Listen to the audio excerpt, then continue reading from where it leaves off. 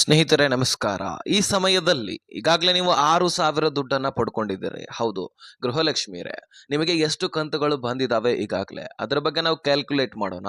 ಮುಖ್ಯವಾಗಿ 29ನೇ ಕಂತಿನ ಹಣ ಕೂಡ ನಿಮ್ಮ ಖಾತೆಗಳಿಗೆ ಜಮಾ ಆಗ್ತಾ ಇತ್ತು. ಇವತ್ತು ಕೂಡ ಈ 12 ಜಿಲ್ಲೆಗಳಲ್ಲಿರ್ತಕ್ಕಂತಹ ಗೃಹಲಕ್ಷ್ಮಿಯರ ಖಾತೆಗಳಿಗೆ ದುಡ್ಡು ಜಮಾ ಆಗ್ತಾ ಇದೆ ಸ್ನೇಹಿತರೆ. ಬನ್ನಿ, ಯಾವ್ಯಾವ ಕಂತುಗಳು ಈಗಾಗಲೇ ಜಮಾ ಆಗಿದ್ದಾವೆ. ಚಳಿಗಾಲದ ಅಧಿವೇಶನ ಆದ ಬಳಿಕ ಅಂತರೂ ಹೇಳಲಿಕ್ಕೇನೆ ಸಾಧ್ಯ ಇಲ್ಲ. ಎಷ್ಟು ಕಂತುಗಳು ಬಂದಿದಾವಂದ್ರೆ 4ರಿಂದ 5 ಕಂತುಗಳಾದ್ರೂ ಬಂದಿರತಕ್ಕಂಥದ್ದು ಸ್ನೇಹಿತರೆ. ಸೊ ಸರ್ಕಾರ ಇದಕ್ಕೆ ಬಗ್ಲೇಬೇಕಾಯ್ತು. ಯಾಕಂದ್ರೆ ಬಿಜೆಪಿ ನಾಯಕರ ಆಕ್ರೋಶ, ಈಗಾಗಲೇ ಬಹಳಷ್ಟು ಜನ ಮಹಿಳೆಯರ ಆಕ್ರೋಶ, ಇದರೆಲ್ಲದರ ಬಗ್ಗೆ ಸರ್ಕಾರ ತಲೆ ಕೆಡಿಸ್ಕೊಳ್ಳೇಬೇಕಾಯ್ತು. ಬೇರೆ ಆಪ್ಷನ್ನೇ ಇಲ್ಲ. ಈಗಾಗಲೇ ಮತ್ತು ಬಜೆಟ್ ಮಂಡನೆಯಲ್ಲಿ ಗುಡ್ ನ್ಯೂಸ್ ನಿಮಗೆ ಸಿಗುತ್ತೆ. ಬಜೆಟ್ ಮಂಡನೆಯಲ್ಲಿ 28,608 ಕೋಟಿಯಷ್ಟು ದುಡ್ಡನ್ನ ಈ ಗ್ಯಾರಂಟಿ ಯೋಜನೆಯಲ್ಲಿ ಮುಖ್ಯವಾಗಿ ಗೃಹಲಕ್ಷ್ಮಿ ಯೋಜನೆಗೆ ಮೀಸಲಿಡಲಾಗ್ತದೆ. ಎಷ್ಟು?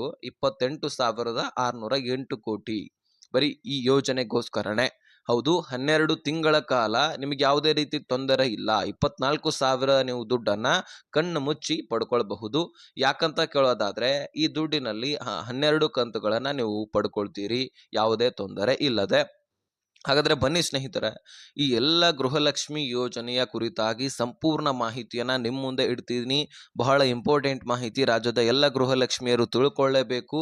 ಈ ಕಂತುಗಳನ್ನ ನೀವು ತಿಳ್ಕೊಳ್ಳಿಲ್ಲ ಅಂದ್ರೆ ಯಾಮಾರಿಸ್ಬಿಡತ್ತೆ ಸರ್ಕಾರ. ಈಗಾಗಲೇ 2-3 ಕಂತುಗಳನ್ನ ಯಾಮಾರಿಸ್ಬಿಟ್ಟಿದೆ. ಹಾಗಾಗಿ ಬನ್ನಿ, ಇದರೆಲ್ಲದರ ಬಗ್ಗೆ ಬಿಡಿಸಿ ಹೇಳುವಂತಹ ಪ್ರಯತ್ನ ಮಾಡ್ತೀನಿ.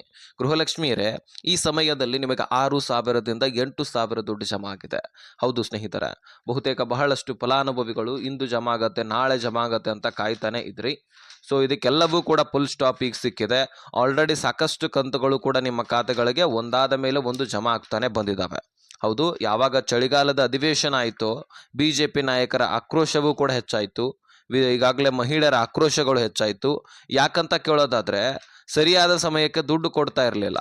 ಇದೇ ಒಂದು ಮೂಲ ಕಾರಣಕ್ಕಾಗಿ ಸರ್ಕಾರ ಏನು ಮಾಡ್ತು, ಸೀರಿಯಸ್ ಮ್ಯಾಟರ್ ಆಗಿದೆ ಅಂತ ಹೇಳ್ಬಿಟ್ಟು ದುಡ್ಡನ್ನು ಜಮಾ ಮಾಡ್ಲಿಕ್ಕೆ ಪ್ರಾರಂಭ ಮಾಡ್ತು. ಅದನ್ನು ಬಿಟ್ಟು ಬೇರೆ ಆಪ್ಷನ್ನೇ ಇರಲಿಲ್ಲ. ಯಾಕಂದರೆ ಮಹಿಳೆಯರು ಕೂಡ ಪ್ರತಿಭಟನೆ ಮಾಡುವಂತಹ ಹಂತಕ್ಕೆ ಹೋಗಿದ್ರು. ಯಾಕೆ ಅಂತ ಕೇಳೋದಾದರೆ, ಹೋದ ವರ್ಷದ 2025ರ ಪ್ರಾರಂಭದಲ್ಲಿ ಜನವರಿ ತಿಂಗಳ ಹಣ ಹಾಕಿದ ಬಳಿಕ ಫೆಬ್ರವರಿ ಮತ್ತು ಮಾರ್ಚ್ ತಿಂಗಳ ಹಣವನ್ನು ಸರ್ಕಾರ ಕೊಟ್ಟಿರಲಿಲ್ಲ. ಇದೇ ಒಂದು ಮೂಲ ಕಾರಣವಾಗಿಬಿಡ್ತದೆ.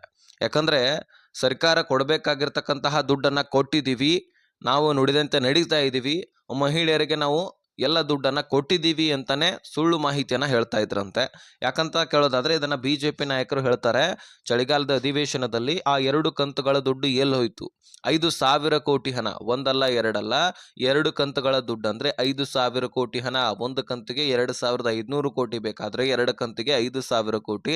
ಅದನ್ನ ನೀವು ನುಂಗಾಕಿದ್ರೆ ಅಥವಾ ನಿಮ್ಮ ಸರ್ಕಾರ ಅಥವಾ ನಿಮ್ಮ ಹಣಕಾಸು ಇಲಾಖೆ ನುಂಗಾಕ್ತಾ ಅನ್ನುವಂತಹ ಪ್ರಶ್ನೆಗಳನ್ನ ಮಾಡ್ತಾರೆ. ಅದಾದ ಬಳಿಕ ಸಚಿವೆ ಲಕ್ಷ್ಮೀ ಹೆಬ್ಬಾಳ್ಕರ್ ಅವರು ಮೊದಲಿಗೆ ಒಪ್ಕೊಳ್ಳೋದಿಲ್ಲ, ಕೊಟ್ಟಿದ್ದೀನಿ ಅಂತಾನೆ ಹೇಳ್ತಾರೆ. ತದನಂತರ ಅವರ ಗಮನಕ್ಕೂ ಕೂಡ ಬರುತ್ತೆ. ಹಾಗಾಗಿ ಹೌದು, ನನ್ನ ಗಮನದಲ್ಲಿ ಇರಲಿಲ್ಲ, ಸೊ ಇನ್ನು ಮುಂದಿನ ದಿನಗಳಲ್ಲಿ ನಾನು ಸರಿಪಡಿಸ್ತೀನಿ ಅಂತಕ್ಕಂತಹ ಭರವಸೆಯನ್ನು ಕೂಡ ಕೊಡ್ತಾರೆ. ಮತ್ತು ಹಣಕಾಸು ಇಲಾಖೆ ಸರಿಯಾದ ಸಮಯಕ್ಕೆ ದುಡ್ಡು ಕೊಡ್ತಾ ಇಲ್ಲ, ಹೀಗಾಗಿ ನಾನು ದುಡ್ಡನ್ನು ಹಾಕಲಿಕ್ಕೆ ಇಷ್ಟೊಂದು ಡಿಲೇ ಆಗ್ತಾ ಇದೆ ಅಂತಕ್ಕಂಥದ್ದನ್ನು ತಿಳಿಸ್ತಾರೆ. ಹೀಗಾಗಿ ಸರ್ಕಾರದ ಮೇಲೆ ಮತ್ತಷ್ಟು ಪ್ರೆಷರು, ಹಣಕಾಸು ಇಲಾಖೆಯ ಮೇಲೆ ಇನ್ನಷ್ಟು ಪ್ರೆಷರು. ಹೀಗಾಗಿ ಯಾವಾಗ ಚಳಿಗಾಲದ ಅಧಿವೇಶನ ಮುಗಿಯುತ್ತೋ 24ನೇ ಕಂತಿನ ಹಣ ಸ್ನೇಹಿತರ ಸೆಪ್ಟೆಂಬರ್ ತಿಂಗಳ ಹಣ ಬರುತ್ತೆ, 25 ಅಕ್ಟೋಬರ್ ತಿಂಗಳ ಹಣ ಬರುತ್ತೆ. ನೆಕ್ಸ್ಟ್ ಯುಗಾದಿ ಹಾಗೂ ರಂಜಾನ್ ಹಬ್ಬಕ್ಕೆ ನಿಮಗೆ ಗೊತ್ತಿದೆ 26 ಮತ್ತು 27 ಅಂದರೆ ನವೆಂಬರ್ ಡಿಸೆಂಬರ್ ತಿಂಗಳ ಹಣ ಬಂದು ಕ್ಲಿಯರ್ ಆಗಿಬಿಡುತ್ತೆ. ಹೋದ ವರ್ಷದ ದುಡ್ಡು ಆಲ್ಮೋಸ್ಟ್ ಈಗ ಯುಗಾದಿ ಮತ್ತು ರಂಜಾನ್ ಹಬ್ಬದಲ್ಲಿ ಕ್ಲಿಯರ್ ಆಗಿಬಿಟ್ಟಿದೆ ನಿಮಗೆ. ಹಾಗಾಗಿ 4 ಕಂತುಗಳನ್ನು ನೀವು ಯುಗಾದಿ ಹಬ್ಬದ ಮುಂಚಿತವಾಗಿಯೇ ಪಡ್ಕೊಂಡು ಬಿಟ್ಟಿದ್ದೀರಿ. ಇನ್ನು ಹೋದ ವರ್ಷದಲ್ಲಿ ಬಾಕಿ ಉಳಿದಿರ್ತಕ್ಕಂಥದ್ದು ಫೆಬ್ರವರಿ ಮತ್ತು ಮಾರ್ಚ್ ತಿಂಗಳ ಹಣ ಮಾತ್ರ.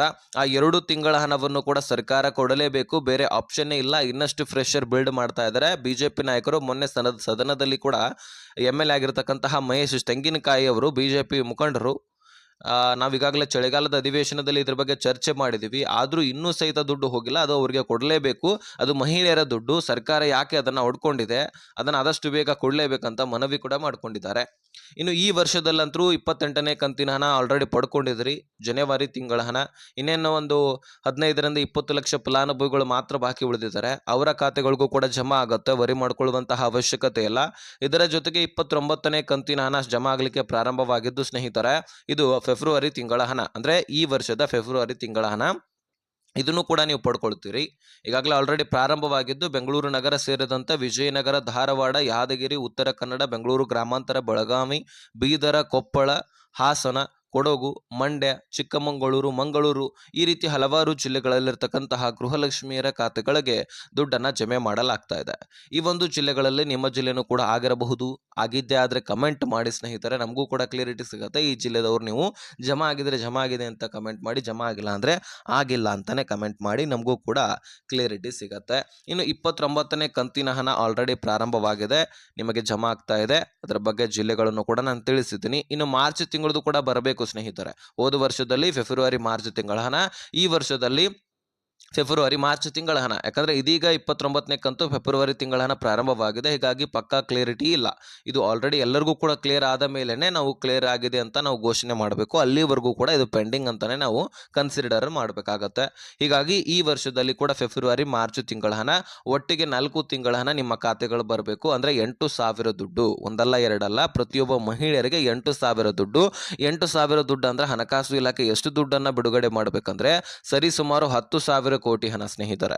ಒಂದಲ್ಲ ಎರಡಲ್ಲ, 10,000 ಕೋಟಿ ಹಣ. ಒಂದು ಕಂತಿಗೆ 2,500 ಕೋಟಿ ಬೇಕಾದರೆ, 2 ಕಂತಿಗೆ 5,000 ಕೋಟಿ, 4 ಕಂತಿಗೆ 10,000 ಕೋಟಿ ಹಣ. ಇಷ್ಟು ದುಡ್ಡನ್ನು ನಿಮ್ಮ ಖಾತೆಗಳಿಗೆ ಜಮಾ ಮಾಡಲಾಗತ್ತೆ. ಇನ್ನು ಈಗಾಗಲೇ ನೀವು 29ನೇ ಕಂತಿನ ಹಣ ಪಡ್ಕೊಂಡಿದ್ದೆ ಆದರೆ ಎಷ್ಟು ದುಡ್ಡನ್ನು ನೀವು ಪಡ್ಕೊಂಡಂಗೆ ಆಗತ್ತಂದರೆ 58,000 ದುಡ್ಡು. ಬರೀ ಗೃಹಲಕ್ಷ್ಮಿ ಒಂದು ಯೋಜನೆಯಲ್ಲಿ ಪ್ರತಿಯೊಬ್ಬ ಮಹಿಳೆಯರು ಕೂಡ 58,000 ದುಡ್ಡು ಪಡ್ಕೊಂಡಂಗೆ ಆಗತ್ತೆ.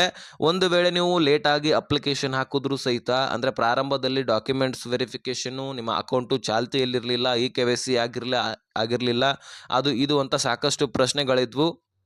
ಅದಕ್ಕಾಗಿ ನಿಮಗೆ ಅಪ್ಲಿಕೇಶನ್ ಹಾಕಿರಲಿಕ್ಕೆ ತೊಂದರೆ ಕೂಡ ಆಗಿತ್ತು. ಹೀಗಾಗಿ 1-2 ಕಂತುಗಳನ್ನು ಕೂಡ ನೀವು ಮಿಸ್ ಮಾಡ್ಕೊಂಡಿದ್ದೀರಿ. ಈಗಾಗಲೇ ನೀವು 58,000 ದುಡ್ಡನ್ನು ಈ ಯೋಜನೆಯ ಮುಖಾಂತರ ಪಡ್ಕೊಂಡಿದ್ದೀರಿ ಸ್ನೇಹಿತರೆ. ಸೊ ನಿಮಗೆ ಎಷ್ಟು ದುಡ್ಡು ಜಮಾ ಆಗಿರಬಹುದು? ಹತ್ತತ್ರ ಒಂದು 45,000 ಆದರೂ ಜಮಾ ಆಗಿರಬಹುದಲ್ವಾ? ಒಂದು 50,000 ಆದರೂ ಒಬ್ಬೊಬ್ಬರಿಗೆ ಜಮಾ ಆಗಿರಬಹುದಲ್ವಾ? 4 ಕಂತುಗಳನ್ನು ಬಿಡಿ, ಓಕೆ, 50,000 ಆದರೂ ಜಮಾ ಆಗಿರತ್ತಲ್ವಾ? ಸೊ ಅದರಿಂದ ಏನು ಉಪಯೋಗ ಮಾಡ್ಕೊಂಡಿದ್ದೀರಿ ನೀವು? ಅಂದರೆ ಈಗಾಗಲೇ ಒಬ್ಬ ಅಜ್ಜಿ ಹೋಳಿಗೆ ಊಟವನ್ನು ಹಾಕಿಸ್ತಾಳೆ ಗೃಹಲಕ್ಷ್ಮಿ ಯೋಜನೆ ದುಡ್ಡಿನಿಂದ. ಒಬ್ಬೊಬ್ಬರು ಹಿಟ್ಟಿನ ಗಿರಣಿಯನ್ನು ಇಟ್ಕೊಂಡಿದ್ದಾರೆ, ಕಿರಾಣಿ ಶಾಪ್ಗಳನ್ನು ಇಟ್ಕೊಂಡಿದ್ದಾರೆ. ಸೊ ಹೀಗೆ ಹಲವಾರು ಥರ ಪ್ರಯೋಜನವನ್ನು ಮಾಡ್ಕೊಂಡಿದ್ದಾರೆ. TV, ಫ್ರಿಜ್ಜು, ಇನ್ನಿತರ ವಸ್ತುಗಳನ್ನು, ಮನೆ ಬಳಕೆಯ ವಸ್ತುಗಳನ್ನು ಖರೀದಿ ಮಾಡಿದ್ದಾರೆ. ನೀವು ಏನು ಉಪಯೋಗ ಮಾಡ್ಕೊಂಡಿದ್ದೀರಿ ಅದನ್ನು ನೀವು ಸೋಷಿಯಲ್ ಮೀಡಿಯಾದಲ್ಲಿ ಅಪ್ಲೋಡ್ ಮಾಡಿ, ರೀಲ್ಸ್ ಮಾಡಿ, ಫೇಸ್ಬುಕ್ಕು, ಇನ್ಸ್ಟಾಗ್ರಾಮು ಅಥವಾ ಯೂಟ್ಯೂಬ್ನಲ್ಲಿ ಅಪ್ಲೋಡ್ ಮಾಡಿದ್ರೆ ಅದನ್ನು ಸಚಿವೆ ಲಕ್ಷ್ಮೀ ಹೆಬ್ಬಾಳ್ಕರ್ ಅವರ ಗಮನಕ್ಕೆ ಬಂದರೆ ಅವರು ನಿಮ್ಮ ಮನೆ ಬಾಗಿಲಿಗೆ ಬರ್ತಾರೆ. ನಿಮ್ಮ ಏರಿಯಾ ಬಗ್ಗೆ ಒಂದು ಸ್ವಲ್ಪ ವಿಚಾರಣೆ ಮಾಡ್ತಾರೆ. ಅಲ್ಲಿ ಏನು ಬೆಳವಣಿಗೆ ಆಗಬೇಕು ಅದರ ಬಗ್ಗೆ ಚಿಂತನೆ ಮಾಡ್ತಾರೆ. ನಿಮ್ಮ ಮನೆಯ ಬಗ್ಗೆ ಚಿಂತನೆ ಮಾಡ್ತಾರೆ. ನಿಮಗೆ ಭೇಟಿ ಆಗ್ತಾರೆ. ನಿಮ್ಮ ಸುತ್ತಮುತ್ತ ಇರತಕ್ಕಂತಹ ಸಮಾಜಕ್ಕೆ ಭೇಟಿ ಕೊಡ್ತಾರೆ. ಹೀಗೆ ಹಲವಾರು ಥರದಲ್ಲಿ ಅಭಿವೃದ್ಧಿ ಕಾರ್ಯಗಳು ಕೂಡ ಆಗಬಹುದು. ಅದಕ್ಕಾಗಿ ನೀವು ಸರ್ಕಾರದ ಗಮನಕ್ಕೆ ಬರಬೇಕಂದ್ರೆ ರೀಲ್ಸ್ ಮಾಡಿ ಒಂದು ಸ್ವಲ್ಪ ಅಪ್ಲೋಡ್ ಮಾಡಿ ಸರ್ಕಾರದ ಗಮನಕ್ಕೆ ಬಂದಿದ್ದೆ ಆದರೆ ನಿಮಗೆ ಭೇಟಿ ಆಗುವಂತಹ ಅವಕಾಶ ಸಿಗುತ್ತೆ. ಇದನ್ನು ಸ್ವತಃ ಸಚಿವೆ ಲಕ್ಷ್ಮೀ ಹೆಬ್ಬಾಳ್ಕರ್ ಅವರು ಖುದ್ದಾಗಿ ತಿಳಿಸಿದರು. ಸೊ ಇದಾಗಿತ್ತು ಇನ್ಫಾರ್ಮೇಷನ್. ನಾನು ಒಟ್ಟಾರೆಯಾಗಿ ಕಂತುಗಳ ಬಗ್ಗೆ ಬಿಡಿಸಿ ಹೇಳಿದ್ದೀನಿ, ಜಿಲ್ಲೆಗಳನ್ನು ಕೂಡ ತಿಳಿಸಿದ್ದೀನಿ. ಓಕೆನಾ? ಕ್ಲಿಯರಿಟಿ ಸಿಕ್ಕಿದೆ ಅಂತ ಅನ್ಕೊಳ್ತೀನಿ. ಇನ್ನೇನೇ ಕ್ವಶನ್ಸ್ ಇದ್ದರೂ ಡಿಸ್ಕ್ರಿಪ್ಷನಲ್ಲಿ ಇನ್ಸ್ಟಾಗ್ರಾಮ್ ಲಿಂಕ್ ಇರುತ್ತೆ, ಅಲ್ಲಿಂದ ಮೆಸೇಜ್ ಮಾಡಿ. ಈ ವಿಷಯವನ್ನು ಆದಷ್ಟು ಎಲ್ಲ ಗೃಹಲಕ್ಷ್ಮಿಯರಿಗೆ ಶೇರ್ ಮಾಡಿ. ವಿಡಿಯೋ ನೋಡಿದ್ದಕ್ಕೆ ಧನ್ಯವಾದ. ಹಾಗೆ ಸಬ್ಸ್ಕ್ರೈಬ್ ಮಾಡ್ಕೊಳ್ಳಿ.